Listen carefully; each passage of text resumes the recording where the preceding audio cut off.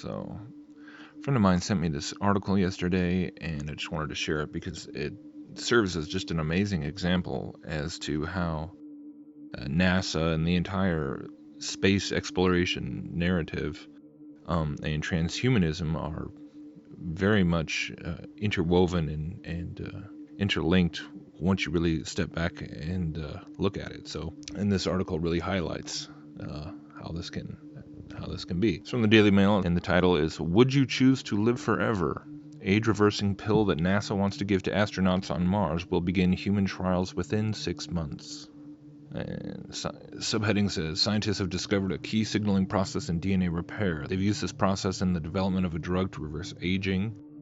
Trials on mice found that the pill repaired DNA damage after a week. NASA wants a new technology to protect its astronauts from solar radiation. So, scientists have made a discovery that could lead to a revolutionary drug that actually reverses aging. The drug could help damaged DNA to miraculously repair and even protect NASA astronauts on Mars by protecting them from solar radiation. A team of researchers developed the drug after discovering a key signaling process in DNA repair and cell aging. During trials on mice, the team found that the drug directly repaired DNA damage caused by radiation exposure or old age. The cells of the old mice were indistinguishable from the young mice just after 1 week of treatment, said lead author Professor David Sinclair. Human trials of the pill will begin within 6 months. This is the closest we are to a safe and effective anti-aging drug that's perhaps only 3 to 5 years away from being on the market if the trials go well, said Professor Sinclair. The work has drawn the attention of NASA, which is considering the challenge of keeping its astronauts healthy during a 4-year mission to Mars. Even on short missions, astronauts experience accelerated aging from cosmic radiation, suffering from muscle weakness, memory loss, and other symptoms when they return. On a trip to Mars, the situation would be far worse. 5% of the astronauts' cells would die, and the chances of cancer would approach 100%. That's no good. Professor Sinclair and his colleague, Dr. Lindsay Wu, were the winners in NASA's iTech competition in December last year. We came with a solution for a biological problem and won the competition out of 300 entries. Cosmic radiation is not only an issue for astronauts. We are all exposed to it on board aircraft, with a London, Singapore, Melbourne flight roughly equivalent in radiation to a chest X-ray. I did not know that, if that's true. In theory, the anti-aging pill could mitigate any effects of DNA damage for frequent flyers. So, see, it's not just about space travel. The other group that could benefit from this work is survivors of childhood cancers. Dr. Wu says 96% of childhood cancer survivors suffer a chronic illness by age 45, including cardiovascular disease, type 2 diabetes, Alzheimer's disease, and cancers unrelated to the original cancer. Gonna have to do with all the poisons in the food, water, and the air. Anyways, all of this adds up to the fact that they have an accelerated aging, which is devastating, he said. It would be great to do something about that, and we believe we can with this molecule.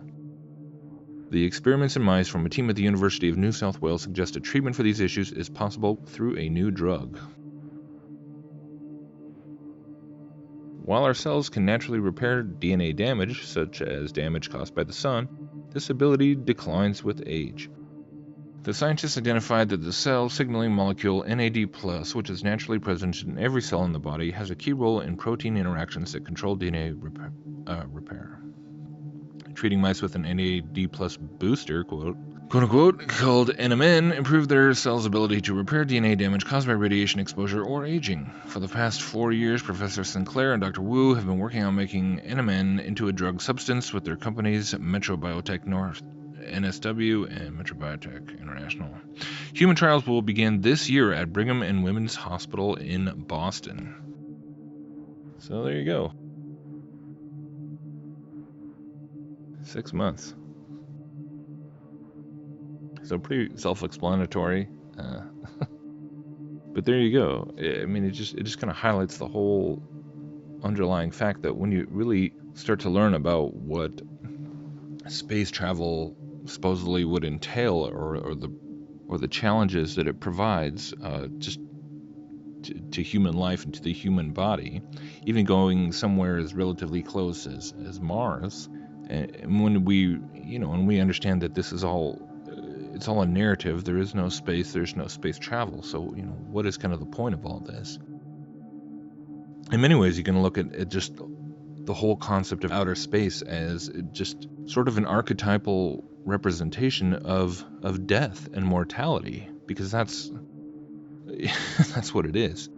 It's just the most extreme environment to try and put a human being into, not just in the extreme, heat and cold and the vacuum of space with no air to breathe, and it would literally, if you were to just float out without a spacesuit, it would just, the vacuum itself would just suck you apart.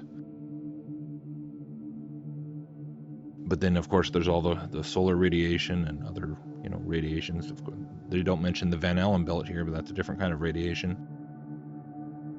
So it's all kind of just an excuse to constantly be putting forth this kind of propaganda about, well, you have to overcome these challenges, when they're biological challenges, they're aging challenges, it's the transhumanist gospel, it's the transhumanist agenda.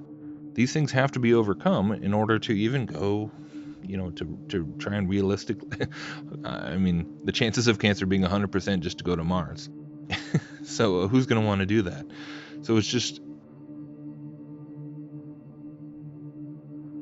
it's really just inseparable from the idea that eventually, in order to keep pursuing these goals, which ever since, the 50s and 60s and the quote-unquote space race began, this has been, the part of human destiny, really, is to go to the stars and colonize the stars and seek out new habitable planets and seek other forms of life and all these things.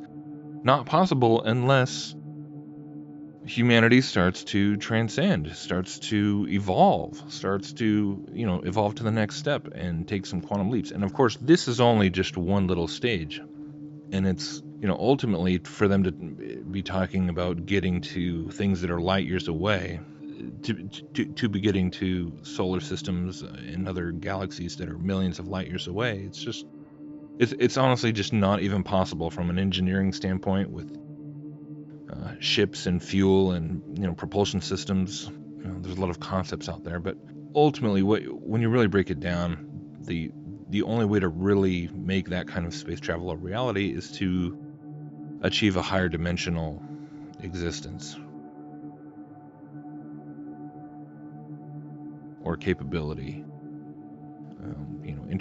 Essentially ascending to a higher spiritual plane. And that, I think, is what the whole point of it is, and that's what space itself is an archetypal representation of, is the spiritual barrier, or the dimensional restrictions of our mortal human bodies and our mortal human existence right now.